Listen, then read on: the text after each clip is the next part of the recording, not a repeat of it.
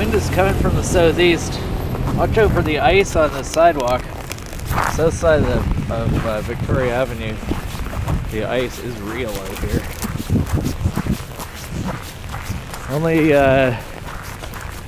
gradual light snow will be changing to heavy snow by 3 o'clock.